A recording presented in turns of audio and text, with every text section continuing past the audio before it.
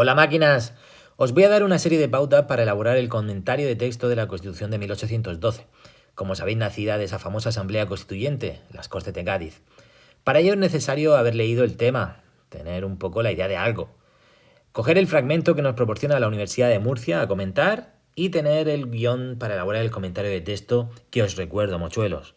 La lectura previa, en la clasificación justificábamos la tipología del texto, fuente histórica, temática, naturaleza, las circunstancias espaciotemporales, el autor y el destinatario también iban dentro de la clasificación. Luego pasábamos al análisis con una idea principal, sacando las ideas secundarias, haciendo una especie de estructura y aclarando los conceptos. Y en el contexto hablábamos del antes y el después del texto. Algo así como las causas y consecuencias para terminar con una conclusión. Y por último, la fase final. Pero vamos al texto. Estamos ante una selección de artículos de la Constitución de 1812. Como podéis ver, el texto original, el auténtico, lo tenéis ahí, es una fuente histórica primaria y directa de naturaleza jurídica y de carácter político para el conocimiento, en este caso de la ideología liberal en España, en el contexto de la crisis general del antiguo régimen y las revoluciones liberales europeas. Si os fijáis, el documento que hay a la derecha de la pantalla es una especie de esquema patrón que os sirve para realizar cualquier comentario de una constitución. A la hora de rellenar esos huecos, nos adaptaríamos a la constitución que tengamos para comentar. El resto de frases nos sirven de relleno para todos los ejercicios.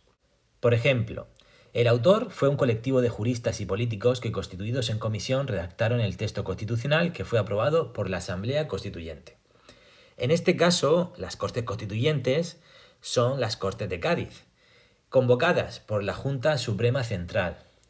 Fue la que asumió la soberanía como representante de las juntas locales y provinciales y convocó esas Cortes en la isla de León, en Cádiz, el 24 de septiembre de 1810, tras varios traslados desde Aranjuez y Sevilla. Acordaos que estamos en plena guerra de independencia y se buscaba un lugar seguro. Sobre el autor no basta con decir autor colectivo o algo así, hay que concretar, por ejemplo, señalando a Agustín de Argüelles, a Diego Muñoz Torrero y Pérez de Castro como principales protagonistas de su elaboración, y curiosos conservadores como Blas Gregorio de Ostolaza, también diputado de estas Cortes de Cádiz. Es curioso, como veis en las imágenes, la procedencia de dichos diputados, así como las labores previas antes de ser nombrados como tal. Según lo que os incluyo, se puede aportar algo más que decir el destinatario son los españoles para acabar la clasificación. En cuanto al análisis, los principios fundamentales del liberalismo están reflejados en el documento como idea principal y las ideas secundarias vienen determinadas por cada uno de los artículos de los que podemos hacer mención. Aquí es necesario que cada maquinilla haga su propio análisis. Yo señalo la importancia de la palabra nación, aludiendo al concepto de ciudadanía frente al de súbditos. ¿Qué puede significar que España ya no es propiedad de una familia, por ejemplo? ¿Qué derechos se prometen, como aparece en el artículo 4? Os puedo ayudar con el artículo 6, diciendo cómo hay un carácter ético en esta Constitución, no solo regulando el ejercicio del poder, sino reordenando la sociedad. ¿Por qué se incluye el artículo 12? Os debéis acordar, en el artículo 15, 16, 17, sobre la separación de poderes y de Montesquieu y John Locke. A fin de cuentas, estamos intentando llevar a la práctica los principios del liberalismo político, cuya semilla ya se echó en el siglo XVIII o incluso años atrás. El artículo 27 define las Cortes unicamerales en España y el último de los artículos que nos mandan a comentar, el 172, nos habla de los límites del poder real. No copies literalmente nada en tu análisis. Puedes hacer alusión a los artículos, pero realmente lo que tienes que hacer es aclarar y explicar el significado e intención de cada una de las leyes. También os compartí un documento con todas las características de la propia Carta Magna, que creo que os puede servir. No os voy a regalar el contexto histórico, pero os indico algo importante que es válido para todo comentario. Si nuestro texto nace en 1812, hay que redactar algo equilibrado.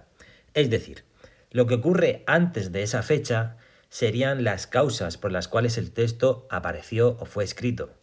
Es decir, la invasión de los franceses, la guerra de independencia, la convocatoria de Cortes, en esencia la crisis del antiguo régimen. El después, a 1812, serían las consecuencias, y no hay más dolor para España que Fernando VII y sus decretos de mayo, aboliendo lo que podría haber sido una historia diferente. Llegados a este punto, el carácter ideológico progresista, con amplio reconocimiento de derechos individuales y libertades, es lo que realmente representa a esta Constitución nacida de las Cortes de Cádiz en 1812. Es un testimonio de separación entre una clase media intelectual que ignora a su pueblo y un pueblo analfabeto dirigido por un clero provinciano, poco habituado a las prácticas de la ciudadanía y que carece de respeto y confianza por los propios intelectuales. En Cádiz realmente se impone la ideología liberal y su concepción del Estado moderno frente al del antiguo régimen y sus partidarios absolutistas. Será un instrumento de dominio burgués, pero un progreso respecto al absolutismo. Un ejemplo legal de referencia, la primera huella de los liberales en España. A modo de racionalizar el poder, el proyecto no es tan radical por la debilidad misma de la burguesía, pero es la primera constitución en España y eso la hace importante, aunque vaya a durar bien poco.